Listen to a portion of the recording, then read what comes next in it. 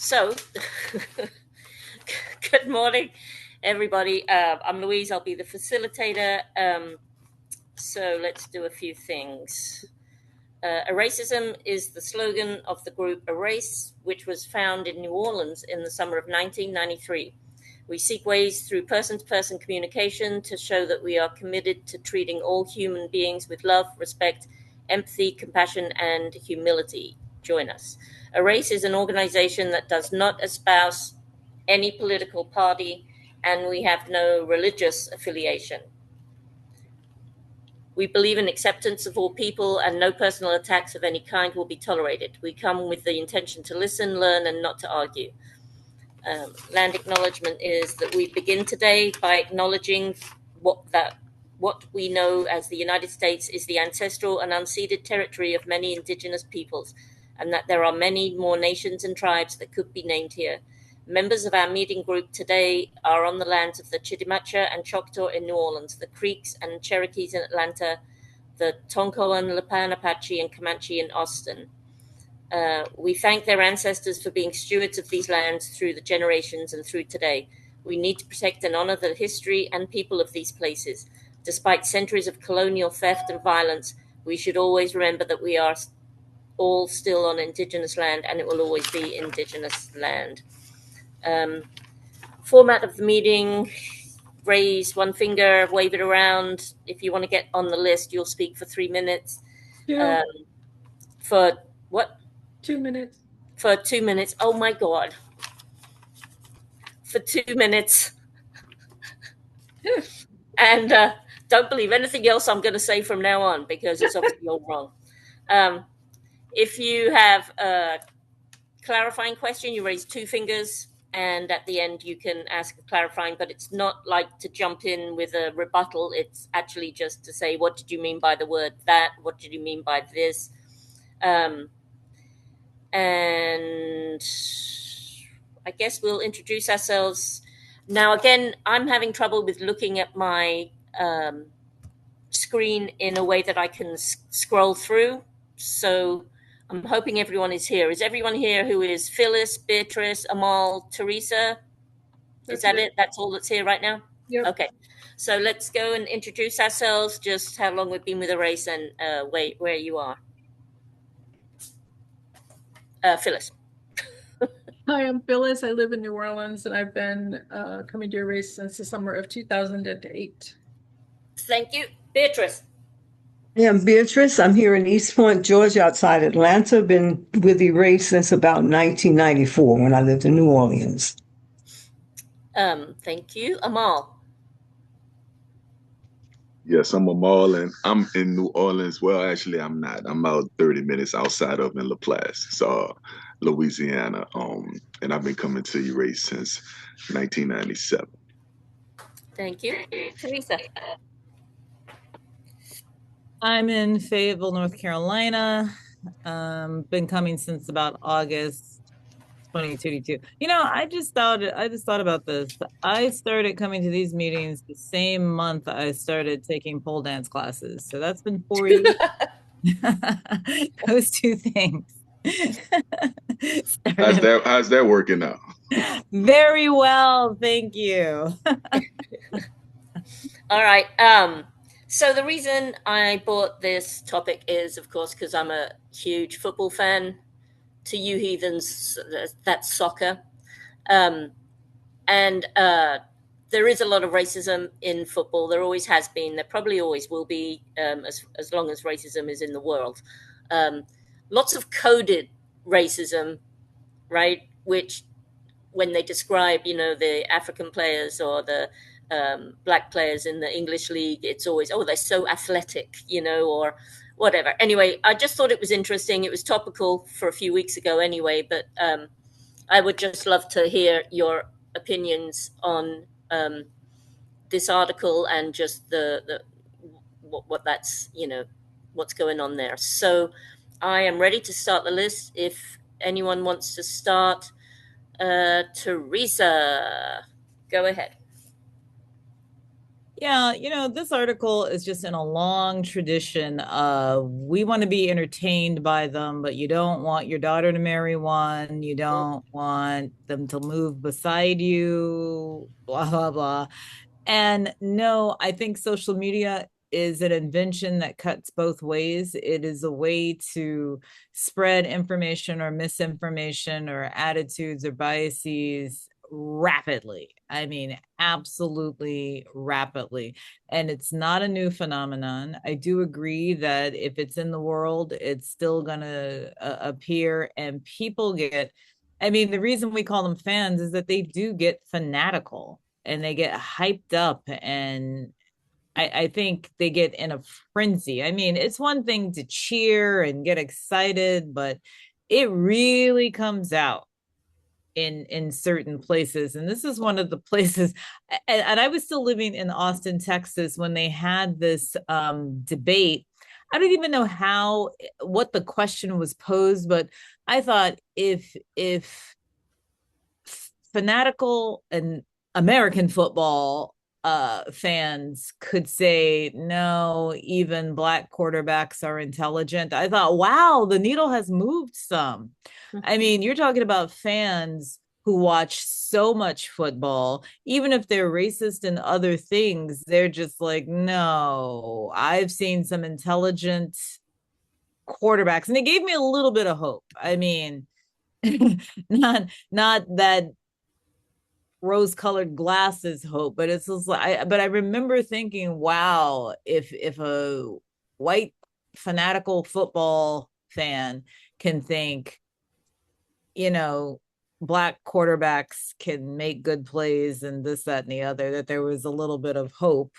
But of course, that's like a snapshot. I mean, you think of, what is it, Colin Kaepernick, who I don't think he's ever going to touch a football in an NFL game ever again. I mean, he torched his career for a good cause.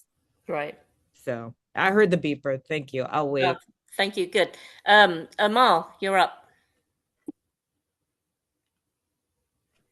Yeah, I I'm not going to be politically correct.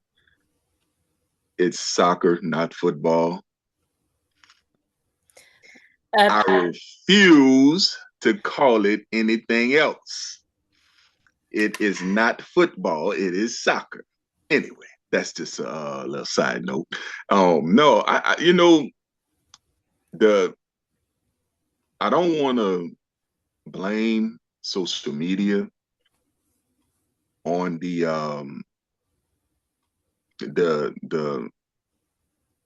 the climate around the racism that is in soccer right now. I remember back in, I'm gonna go as far back as the early 2000s. I remember there were uh, incidents where they were throwing banana peels on the field when the African players came out, and when I say African players, not necessarily that they were playing for an African nation. A lot of these African players play for European nations and different leagues and throughout Europe.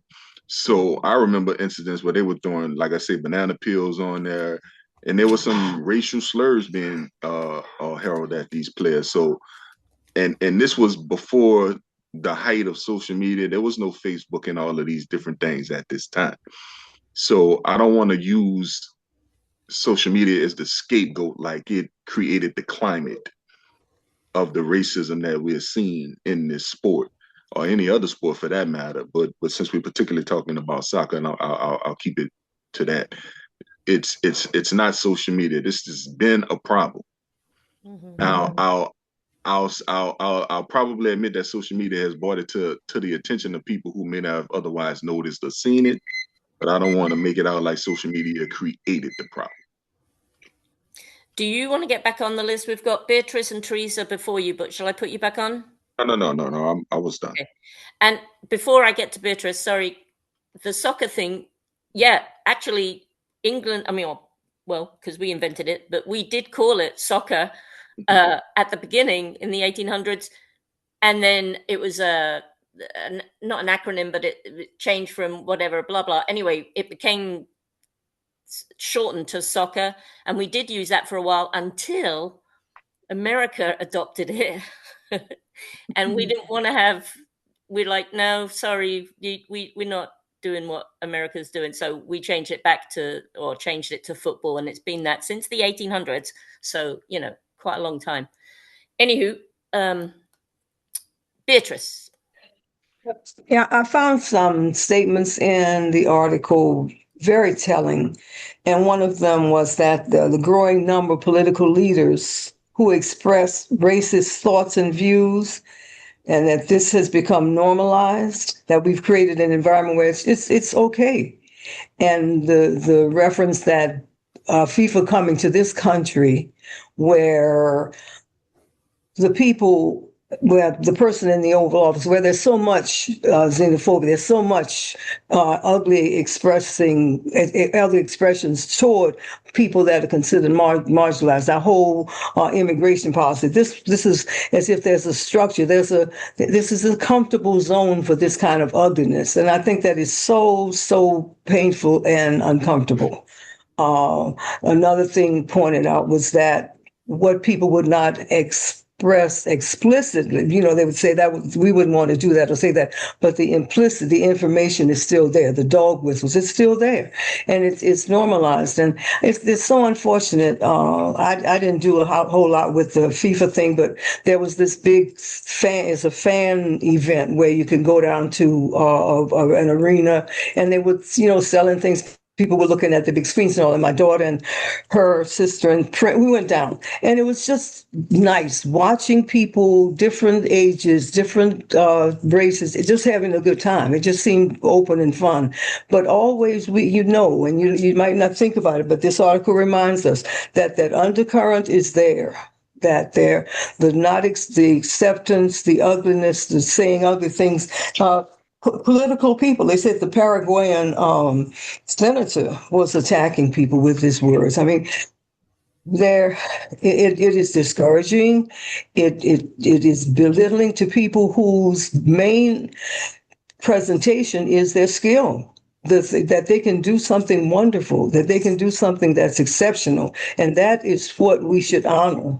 And the fact that it doesn't happen is not to mention that FIFA giving that silly thing to that. I mean, that shows a lot of, so that's about all about that. Yeah. Yeah, the Peace Prize. My God. I mean, yeah, that's a whole different conversation. Teresa. Yeah, I just wanted to going back to, I mean, I can join them all, soccer, that's what we call it.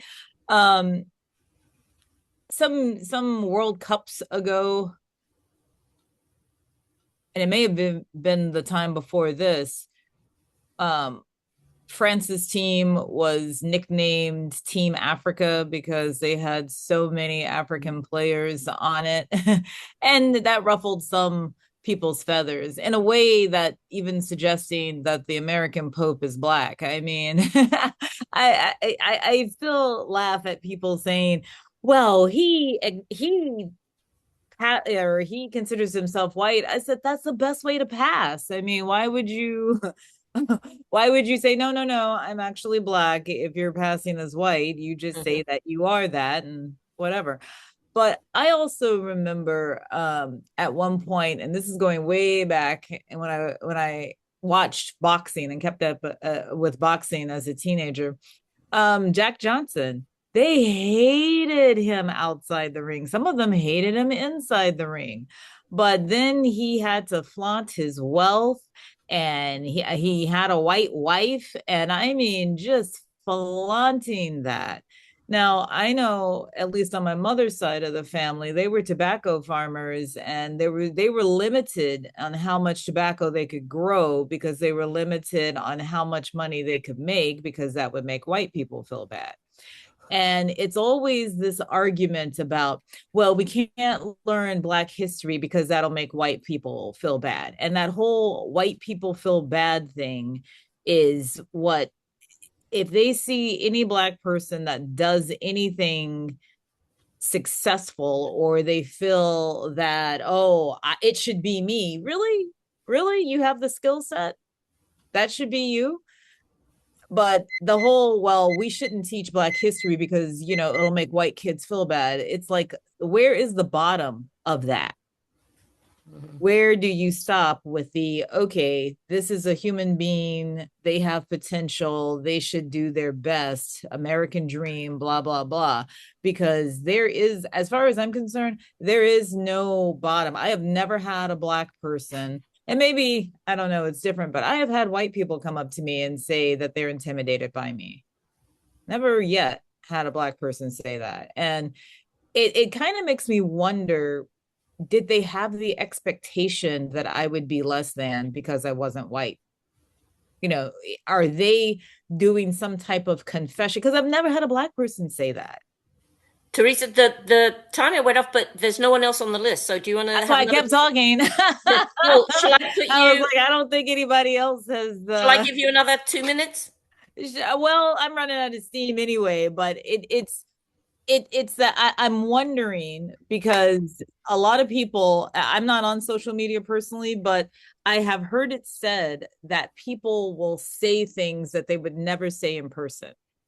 And I think that barrier is getting lowered. Even then, people are becoming more aggressive, even in person. So I don't know if we're going to have that safety barrier of, oh, you're saying this because you're somewhat anonymous. And I don't even think people are as anonymous as they used to be on social media and saying the harshest things. So I don't know. But getting back to, there's a lot of armchair quarterbacks, so to speak. And if they're getting upset or whatever, especially if these Black players are playing on the opposing team. There is a lot of trash talk in sports, but this is going even beyond the trash talk. This is, we're going to use this as a vehicle to express all the frustrations that I have. And it's really interesting because one of the things that are spoken of is, the economy, of how they're coming in and taking our jobs. Well, you're not going to have to. I know that my job is on the hook, and it's not because of anyone, it's because of AI. I know part of my job right now is I'm training AI to replace me. So, what are you going to go after the tech bros now? Because those are the ones who are introducing AI, just like these big companies packing up and going outside the states, and people getting upset because, they're coming in and taking our jobs. No, they're not. They're staying in their own countries, and the factories are coming to them. That's even the old school model. What's coming in now, and I was at a meetup brunch. As a matter of fact, it was the one that I showed up an hour late for. And they were talking about how, one guy was just so smug, and he was so happy because he is a special needs teacher, which I think in general, those are, angels on earth, among us. And I looked at him and I said, brother, it's coming for us all. You may be the last to be replaced, but it's coming for us all. So I'll stop. Okay. I had 4 minutes to rant. Thank you. Bringing it back to football, Argentina, there's no Black players on their team. They were really being racist towards basically everybody else except Argentina. They're very, and especially England, because of the Argentina war, which, whichever way you stand, you don't need to be so petty as they were. So I'll throw that one out there as well, which broadens it a bit. The list is open, so if anyone else wants to, and we can make a tangent if you want, but is anyone else wanting to be on the list? Clarification, go. So Teresa, were you saying that Argentina was being racist to English players? Me, I was saying that, and yes. Oh, I'm sorry, I meant Louise. Yes. Okay. I was gonna say, I didn't say anything about Argentina. Yes. Well, racist as far as, not, okay, wrong word. No, you didn't say the word racist. I'm asking. Patriotic. They held up, the what's it, islands belong to us and not you. I don't know if you knew about the war, huh? Grenada. No, not No? Grenada. Oh. Oh my God. Auckland's? It was huge in England. What am I? Auckland? Falkland? No. Falklands. The Falklands. No? Yeah, Falklands, Falklands. yeah. Thank you. Okay. And they held up a banner saying the Falklands are ours, which it really does make sense. They're very close to Argentina, but the people of the Falklands wanted England to stay as ownership. Anyway, all of that is BS. But the fact that they, in a football game, were holding up banners and they were shouting horrible things at the English team, at the other English supporters. There was actual fights. They actually punched and kicked people outside of the stadiums. Yeah, there's some nastiness. I mean, football can go either way. It's a beautiful game, obviously, to watch, but the fans can, as someone said, that they can get out of hand. And I've only been to 2 actual football matches, and I have to admit the chants were one of the best parts of it. How everyone joins in and sings certain things. But yeah, anyway, it's open if anyone would like to jump in. Phyllis, go ahead. I will say, so I wasn't able to watch games. I would have, because I really enjoy footy. Call it footy. There you go. I went to college soccer games when I was in college and had a crush on a soccer player who was Irish, and so it's fond memories. Something that was delightful during the social media coverage of the World Cup was the love between the South Koreans and the Mexicans. A lot of South Koreans went to Mexico to watch the games there. I think they might have played there.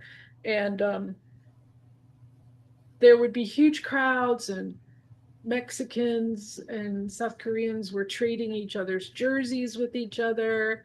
And it was just like a beautiful cultural exchange of support and fun. And then, when the games happened, the games happened. But that was nice to see them. Just to open Yeah, it. there was a lot of lovely unity and support for Cape Verde. I don't know if you know about Cape Verde. They're like teeny, a speck on the world map, and they got into the quite a high round, which was so everyone loved them. Cape Verde t-shirts were being sold out at every place. So it's big support, and of course they're all African, so they're all black. So yeah, that was lovely. So there definitely was some loveliness. But we're talking about football in general. In the European League, there's still that stuff goes on. Commentators, as I said, the coded language, all of that. Anywho, Amal, go ahead. Yeah, when you mentioned Argentina, going back to the coded language, I don't think Argentina was being very coded. No. Their position was very clear as how they felt about anybody who wasn't Argentine. So, in particular, what's interesting about Argentina, a lot of people don't know this, but you can look it up in it's called The Lost History of Latin America, something like that. I could be saying it wrong, but it has to do with the hidden history of Latin America, and what's hidden is the African people in Latin America. Mm. There are black people in Argentina, but the team does not represent that. I'm not convinced that they don't have no black people on the team because they just can't play soccer. It's a deeper something going on there because to put them on the team, and this person saying, no, I'm Argentine, would make Argentina look a certain kind of way on the world stage, that image that they don't want of themselves. So um, once again, there are a lot of black people in Argentina, but you're not going to see them represented on that soccer team. So they're very blatant about what their position is. I think as it relates to that coded language, you know, saying somebody's fast, saying somebody's very athletic, you know, I struggle with whether that's coded language or not, versus saying how, you know, intelligent they are or whatever it is. The reality of the matter is, on that field, your skill is what sets you apart from anybody. And whether your skill is manifested through your speed, your power, your athleticism, however it's manifested, if you're winning games, that's what matters. So like I say, I struggle with the coded language part, because some people are just not very coded. They're very blatant, and they don't make no quarrels with that. And particularly as it relates to Argentina. So yeah, that's Argentina wasn't very coded with their language. No, they weren't. Thank you, Amal. And I think you mentioned the word skill. Skill. That's the whole point. Instead of saying, "Oh, they're really fast," they're really whatever. You know, they could also add they're a skilled player. That's a little bit more respectful. You know what I mean? I don't know. Anyway, Teresa, is that your hand up, or was that from last time? No, that's my hand up. Thank you. Okay, go ahead.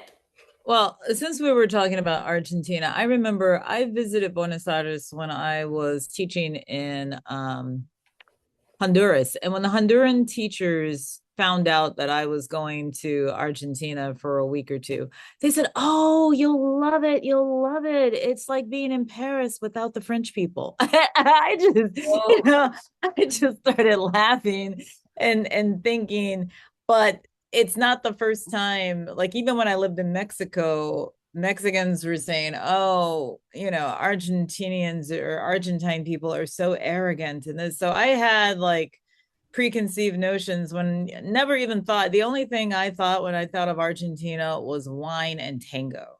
Okay, not the people themselves so much, but just I don't even know what other typical Americans think of Buenos Aires. Oh, yeah, wine, steak, and tango. So let me not forget about I ate a steak a day. I'm surprised I didn't get out.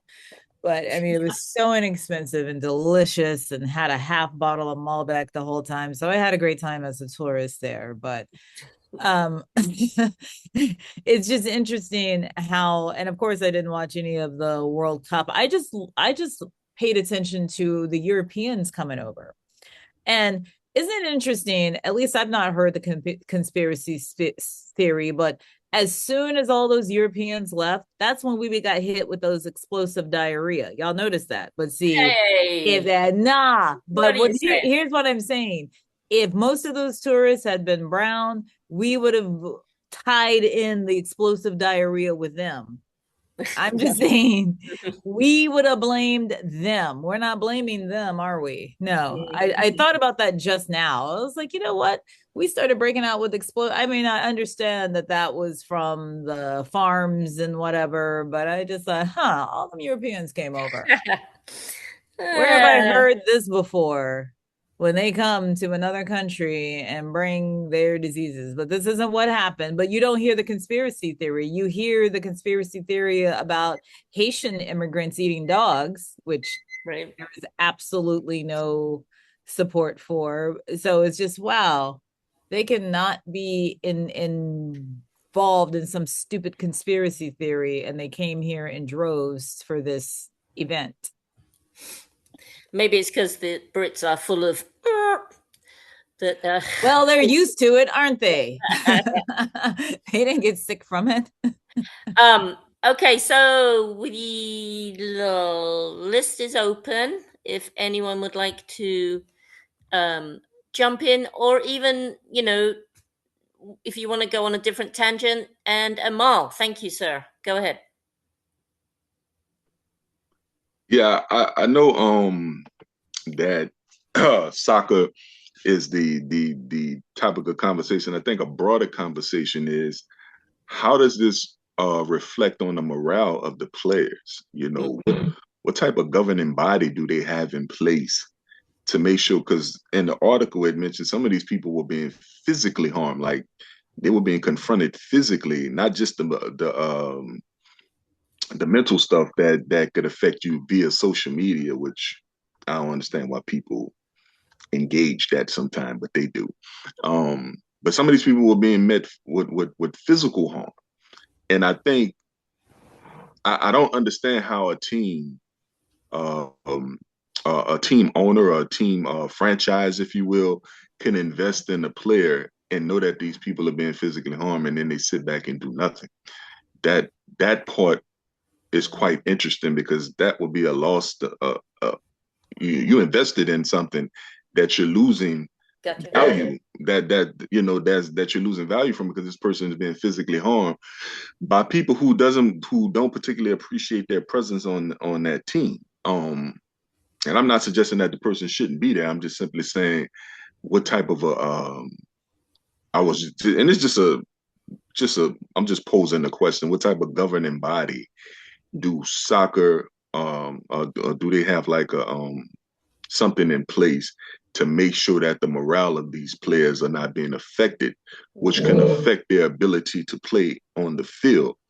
You know, you want to win games, and if the morale is low of a player or multiple players that's on your team, then you're not going to be winning too many games with low morale. So it just makes me wonder, you know, how much invested interest do the owners or the franchises have in these players that they sending out there, and what could be really considered a hostile environment.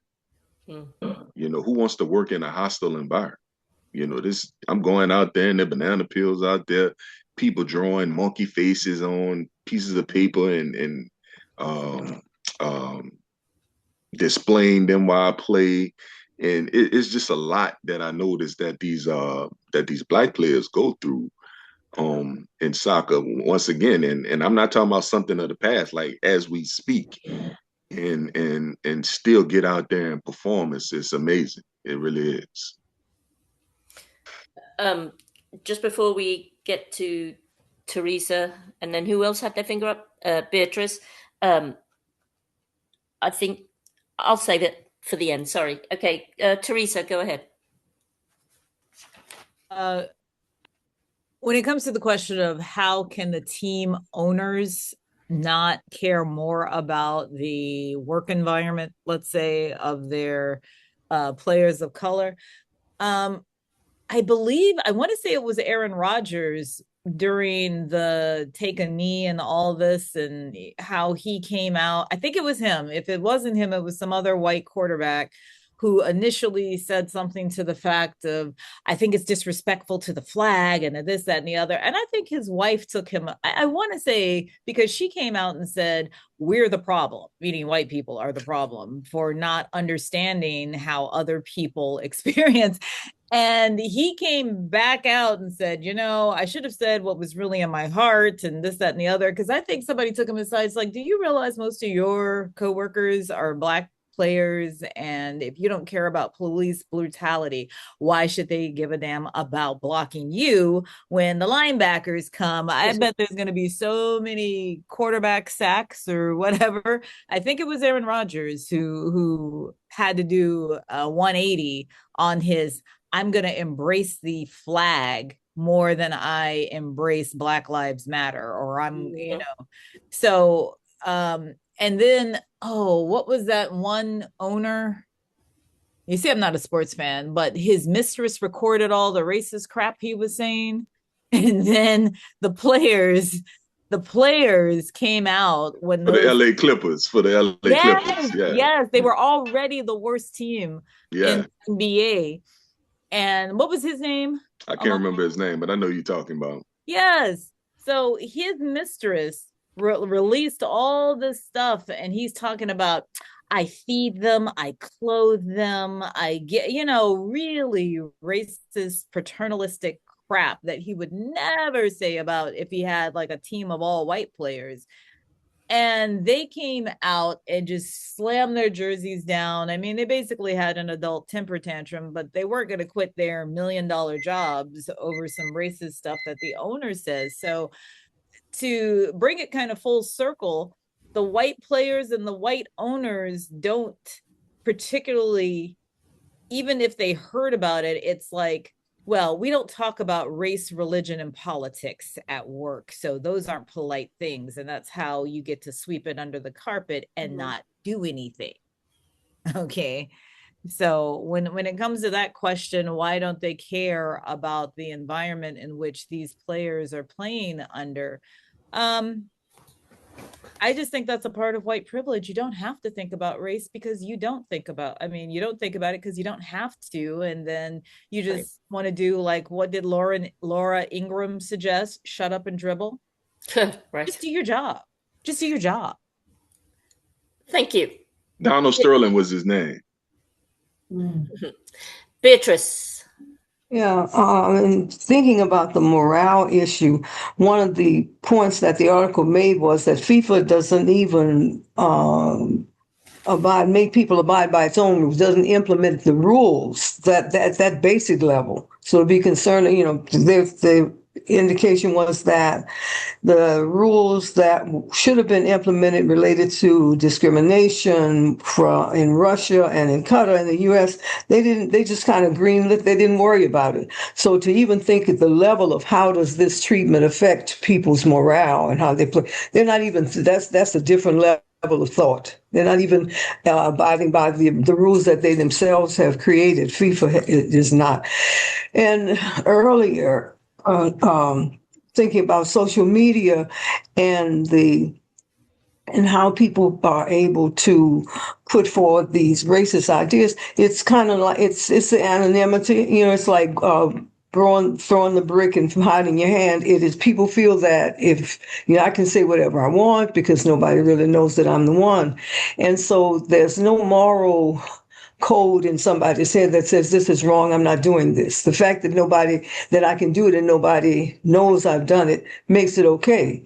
And so the normalizing of ugliness, of mistreatment of people is very, very, just real concerning. And when it's done by people who are in positions of power and who should be able to stand, people go back to John, oh my goodness, I cannot think. It was John McCain, when the woman was saying that, yes, well, Obama, he's a Muslim, and John McCain stopped and said, no, he's not.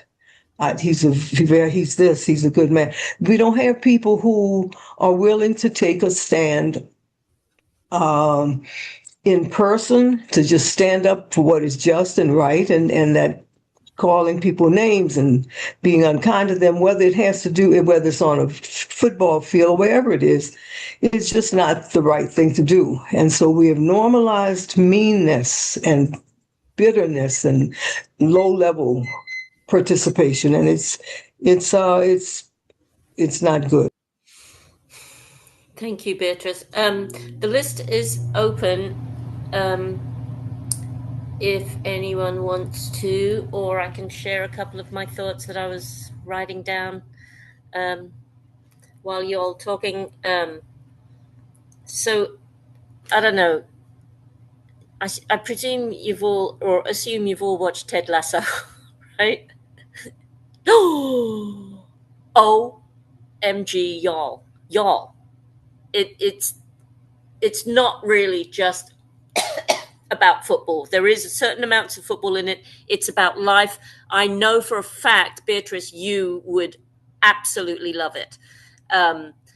Ted Lasso. Anyway, the old one, they've just come out with a new one. But okay, so I guess my next comments are going to fall on deaf ears. But they have a great team group. Like when bad stuff happens, they had racism attack at one kid. They had this, that, the other. The way they dealt with it and the way the team came together was marvelous. And so yeah, I'd like to think that that kind of happens. Obviously, FIFA have nothing to do with it. FIFA are way up there on the top of the mountain. We're talking down in the caves where the coaches and the players and everyone, that's, I don't think they have a mental, like, care person to deal with, that kind of thing. I mean, I could be wrong, but I'm sure they have access to it if they need it. I mean, obviously they're a multi-million dollar. They've got a lot of money, football teams, especially the Premier League, where my team is, Arsenal. Sorry, just saying. So, and also looking on the Instagram, all these young kids, obviously they have Instagram and they're, checking their Instagram. I also would like to think there are way more, especially like Mbappe, who is, yes, he's French. I still admire him and think he's an amazing player.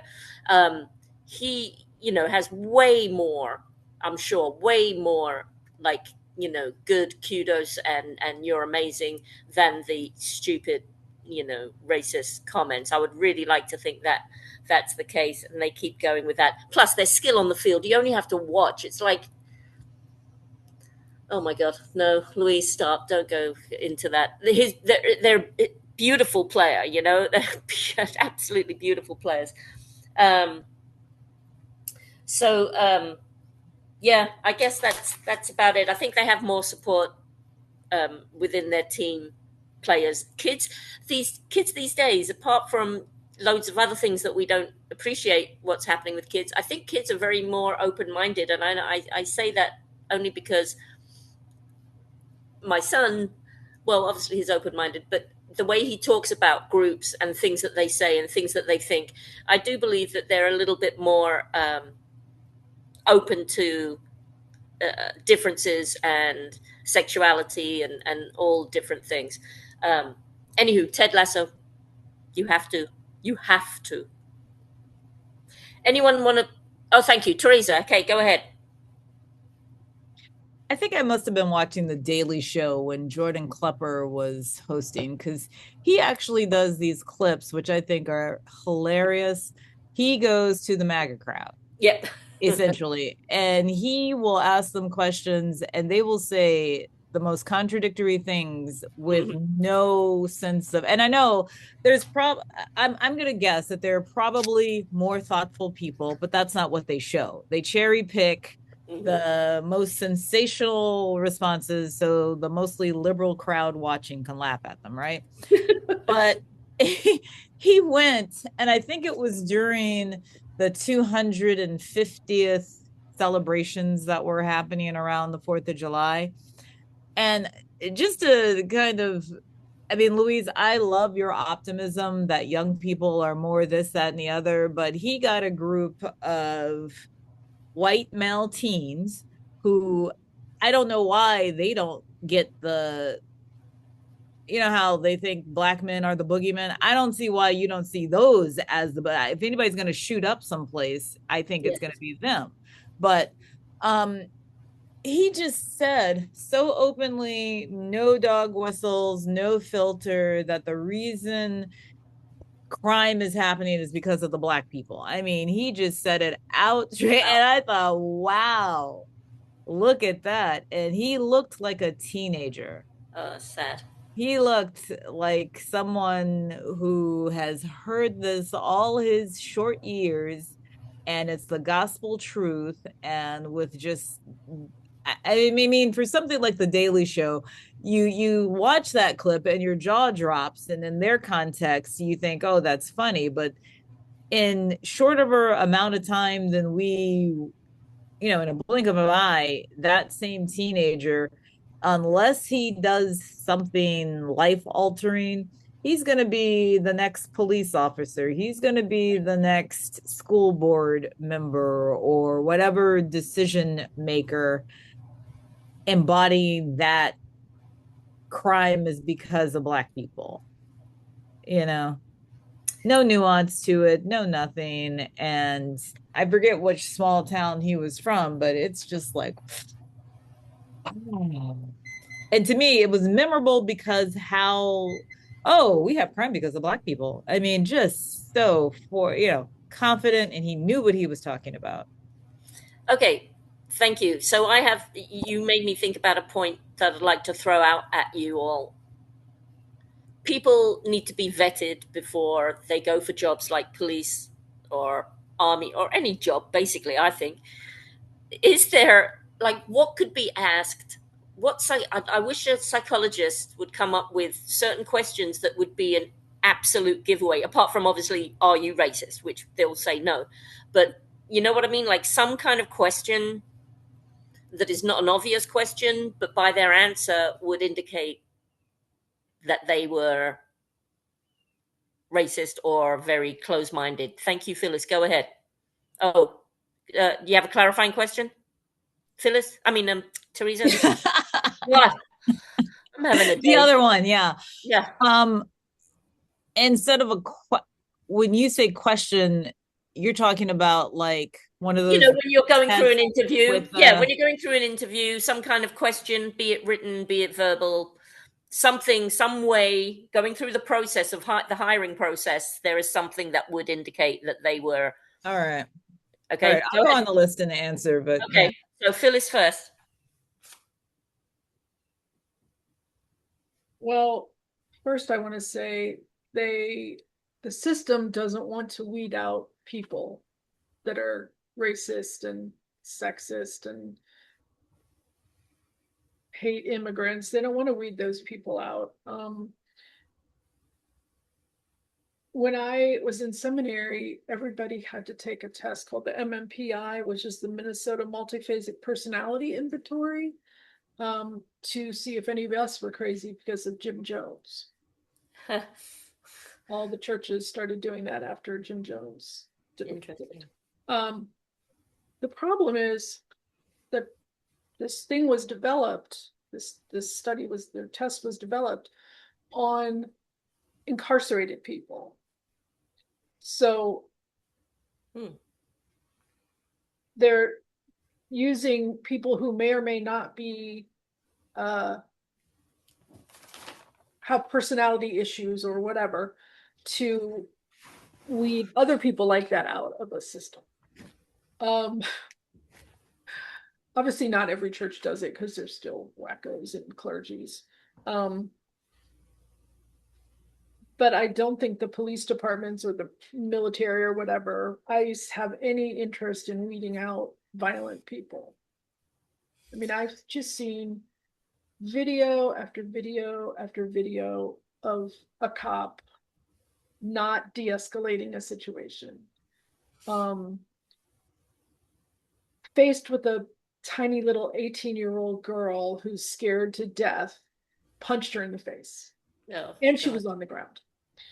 And he was white, she was black. Will he get any punishment besides being on desk duty for a while? Right. So yeah, it's easy to think, okay, let's do this, but the system wants to keep doing what it does to keep other people down.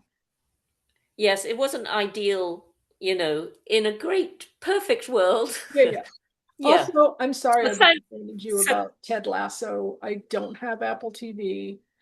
I have way too many streaming platforms. I think, can you do it on YouTube, maybe? I thought it was on Hulu. Oh, I thought it was on Apple TV. Hulu. I don't know, but research that. I'll look that I'll up. research it because I do have Hulu. Okay. Ah, there you go. But it's also not Korean, so I don't know if I can watch it. Yeah, you are Korean crazy. I just love the storytelling. Okay. So I've got Teresa and then Amal. Go ahead, Teresa. Well, I must have Apple TV and I hardly ever watch it because it does say Prime Video and for Ted Lasso. Gee whiz, what was I going to say? Oh, so I did have a friend who was one of my Capoeira brothers when I trained in Austin, and he's Trinidadian. And I've never been to Trinidad. I don't know if they are tall people, but he was. He was a very tall, dark-skinned, unmistakably black. And it was one of the two police graduations that I went to, was going to his. And at the time that or just after he did that, I was teaching adult basic education at night. And he was telling my adult students that what part of the training or to even become a police officer, if any of them were interested, is that they had to take extensive um, trainings and they weed out people. And we all laughed because everybody in the room, except for maybe one student, was a person of color. But he said that Austin Police Department did weed out racist people. And we all looked around and laughed. Like, we were shocked to hear that. And I don't know specifically what it was, but it wasn't just let me ask you if you're racist. I think there was like some extensive written test and whatever and trainings. And he's like, they're actually trying. And I thought that it is good to know from the perspective of a Black police officer. Again, very tall, very Black. The stereotypical of, oh, if I'm going to think of the boogeyman who's going to commit a crime, and then you see a badge on this guy. I mean, it's absolutely amazing. So they do, but then how much of it is academic and then how much gets enforced? Right. So, I mean, people know what not to say. And then something happens and they react viscerally and not cerebrally, you know. In normal life, you know how to control yourself and whatnot. But, oh, when it hits the fan, that's when you get the huge cop punching the teenage girl in the face. He wouldn't normally do that, but yeah. Okay. Emma. Yeah, as it relates to that issue, I know a few weeks ago, I had jury duty, and I know in some juror, I can't say for every juror, I don't know the extent of which it goes, but I know they have to ask you certain questions before you serve on a jury. Like, do you have a bias towards, or do you feel like if this person is guilty, and let's say if the person is Black and you're Black, do you feel like you could, without bias, prosecute this person for the crime that they committed? Or do you think you're not capable of doing that? So they take you through a series of questions as it relates to bias, race, gender, all of those things are involved. Now, Gotcha. as it relates to the police department, I'm not quite sure how that goes. I think that in society, I think people bring their societal biases into jobs like that. Police, being police officers, so on and so forth, because you didn't just start thinking like that once you joined the police department. You already had that mentality. And so I think a lot of going to the example that was given with the white guy who was beating up the Black teenager, I just think he's used to hitting women, period, without any consequences. And this was just another example of that. And so, because once again, he bought something that he would do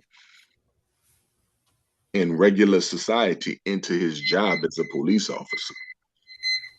And it's just a continued manifestation of how he really feels already. Thank you, Amal.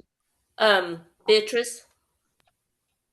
That there is a battery of psychological tests that people can be given that would help determine what their biases are, especially where race and even gender biases are concerned. The issue is philosophy and will. Does the organization, we're talking about police, we're talking about ICE, for example, is the philosophy one that would want to weed out people who would have predetermined notions about certain groups of people. And philosophy is not that. The will is not there. It is that these, particularly I said, because it's so current at this time, these people are not well trained at all. And if they have been, if the tape that plays in their heads is that if it's black, if it's brown, it's criminal. That those things come together, no matter how small. If it's a small woman, or if it's the idea, for example, that these people are now going to have gloves that can electrocute people, that can give an electric charge. The philosophy and the will are what is lacking in terms of having people on the street that would treat people the way these people are being treated. And so you can have, there are psychologists, there are tests where you can have a picture, you can show pictures to people and have them register, oh, yo, this person is criminal, this person, just by the way they look. And then once you know that someone has that bias, then that lets you know we don't need to have this person on in our police force. But it's not going to be done. People don't have the will to do what would make things fair. The fact that a man would hit a young woman, this young woman in the face, there's something going on in his head. If the tape starts playing at once, whatever he has learned and seen, and whatever the bias is, as soon as he sees this person, something goes off. The way we're treating the people who are in detention centers, now putting ankle braces on Haitians, the whole idea of the protective status, we do not have the will to do what is right, because the philosophy of the people who are in charge is racist. And the originating philosophy of the United States is white racism, is white supremacy. And so things flow from that. That's the structure. And so you have enough tests, you can weed out people, but are we willing? Do we have the philosophy that would cause us to do it? Actually, I have a clarifying question for you. You say there are tests that can find out if you're racist without right. the usual, what would you do in a situation? Are there such tests? I can remember now. My psychology degree is a long time ago. I'm gonna tell you that when I was an undergraduate. But there facial record. There are batteries of, and see Phyllis shaking her head. It's just so that there are batteries of tests that psychologists can give, which can at least determine whether somebody can look at someone and decide you are this, you're going to be a criminal, you're going to be this and that. And people, most likely to choose a dark-skinned person or this or that. Yeah, that there are. Okay. And I'm sure they're much improved from when I knew about them. So I was just talking about an ideal world. Of course, there isn't one. But anyway, to read, you have the examples like the Barbie doll test with that. That's not something that those type of things. I tell you what, Amal. After Teresa, do you want to get on the list? No. I was just interjecting. I'm sorry. Oh, that's all right. And then Phyllis after Teresa. Teresa, go ahead. I believe it's still on Netflix. There is a documentary called Black Barbie. They do talk about the Barbie doll test toward the end of that documentary. So if you have Netflix, look that up. And what was I gonna say? Oh gosh, I should have written this down. What was I thinking about? You know what? I'll pass. I'll pass until it comes back to me. Thank you. Okay, we'll have Phyllis first, and then I'll come back to you. Go ahead, Phyllis. Something that I think Beatrice was referring to is the Harvard implicit bias test, and I'll get up a link and I'll put it in the chat. Anybody can take it online, and you kind of respond to pictures it's showing you, and it'll then let you know where your biases are. Huh. Let me look for that. Okay, that was all you were adding? Okay. Thanks. Then, Teresa, do you want to? Yeah, thank you. You said Beatrice, and that reminded me of what I was going to say. Beatrice was talking about those stun gloves. It reminded me, again, when I was teaching in Texas, they were like, to make the classrooms safer, give teachers guns. I Oh, was so against that. And it was interesting because it was kind of along racial lines. A lot of white teachers were like, "Well, am I going to be liable if a student, hits me on the head and takes my gun, or if I'm going to be liable if and they were talking about their liability if they have this armed weapon inside, because of course in Texas they think, the best thing to stop a bad guy with a gun is a good guy with a gun. And I'm so mhm. tired of hearing that BS. And it was like a lot of us teachers of color were just like, I don't want to see a bunch of students of color getting shot. They're the ones who are going to catch a bullet. It's not, and again, it's just like the difference of I wasn't even thinking what is going to be my personal liability with me having a gun. It was my fear of, oh my goodness, now there's going to be a bunch of teachers shooting minority students. Mhm. Because when you talk about how on one side professional athletes get praised for their athleticism and not their skills or strategy as players, while on the opposite side, you know especially black male students, they will get sent to the office for being disrespectful or this, that, and the other. To send a white student, they would have to actually do something tangible, get into a fight or something. It's not this gray area of so and so being disrespectful. And that has been shown. And how, a black male student can do something and get expelled, whereas white students, they have a lot of leeway. And you all have heard me say this before. I never knew the nuance of the law until a white guy is accused of a crime. It's like, really? Y'all let him go? If he were black, he'd be in prison right now, waiting to be bailed out.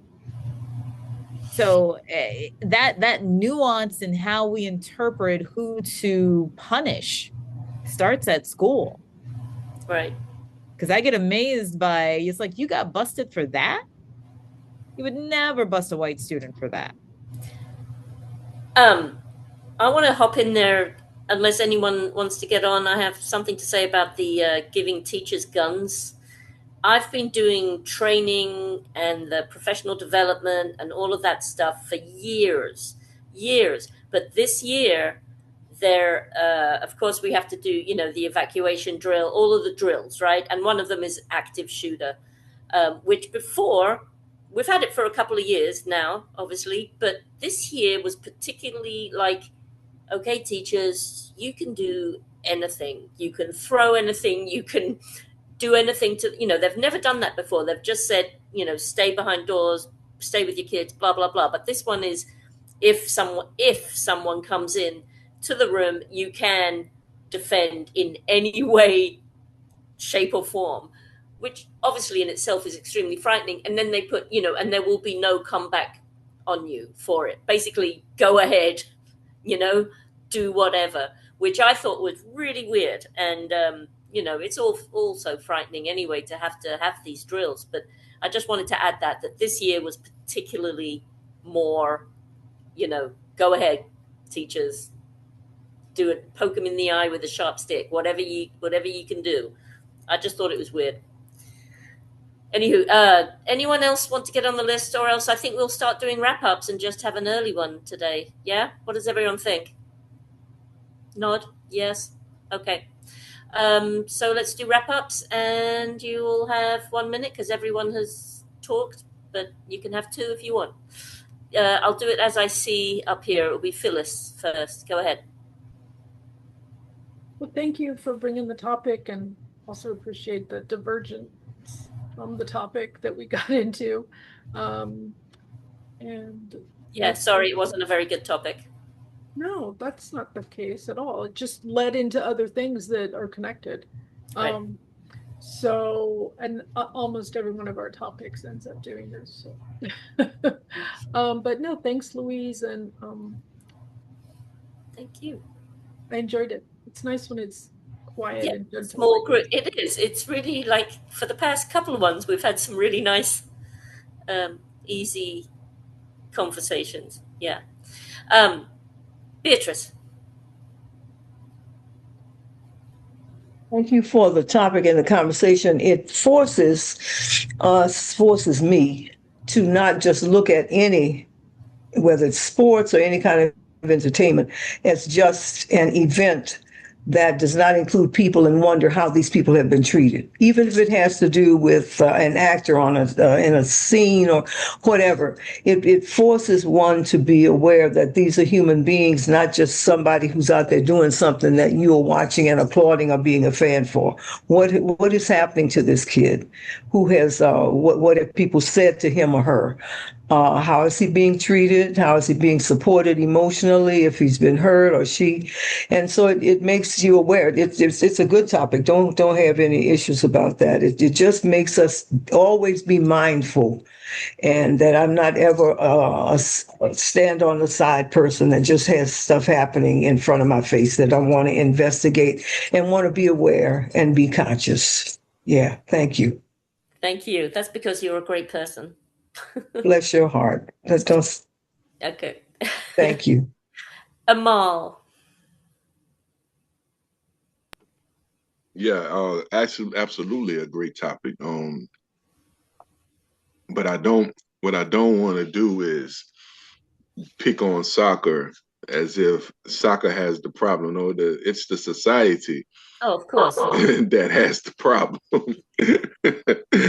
And so when you see something regulated in sports, then just understand and know that that's a reflection of the social environment that the society creates for those type of things to happen.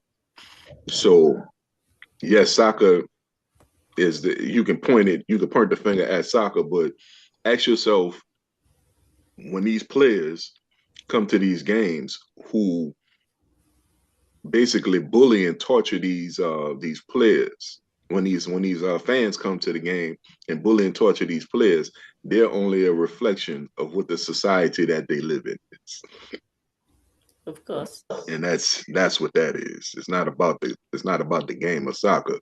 It's really about the society that creates the environment that allows for these people to manifest that type of hatred.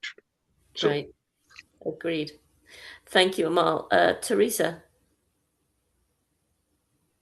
Well, I like to end on a somewhat positive note. I think it's bad in general that some of the players are being physically attacked, but there used to be a time, and I'll go back to boxing. If a black man won, some white people, men, I don't think white women did this, but they went out to just choose a sacrificial Negro or two to make themselves feel better because the white boxer lost. Mm-hmm.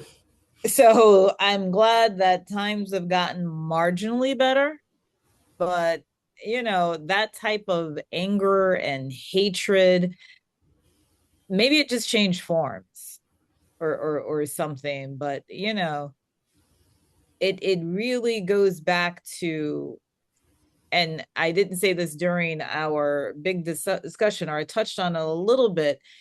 Black success, like Black joy, it just seems like that just irritates the heck out of racists. They don't want to see that. They want to stamp that out. If we're relaxing or having a good time, it's like we're lazy. Or if we're successful, then somehow we cheated. Right. It comes to sports, you can't cheat running a certain amount of yards in a few seconds. You can't cheat that. You can't cheat kicking a ball in a net or through a hood. You cannot cheat. I'm literally watching you do that. So they can't play that card, but what they can do is bring out every racist caricature to attack that because it makes them feel bad. Right. Hey, sorry, which reminds me, yes, you can cheat. And again, you have to know about football, but way back, and that's the other Argentina, England thing. They beat us. You've never heard of the hand of God? Why would I? But anyway. Why would you? But anyway, not in reference to a sport, but yes, I have heard of Maradona. Maradona basically touched a ball with his hand, which is illegal in football, and it made a goal, which made them win. to, and beat England. So there's a lot to it. And yes, you can cheat by doing handball. Well, I meant you can't cheat the athleticism. I mean, I know No, sure. Yeah, you can drug and you can do this, but even me on drugs, I'm not going to play basketball. Okay. Sure. So I appreciated everyone input. I want you to look at this poor cat. Look at him. He has to wear the neck brace because he keeps licking, and he's got a hot spot, they call it. Yeah, I know, he's such an idiot. Anywho, I thank you all. It was really interesting, and I hope you all have a great rest of your weekend.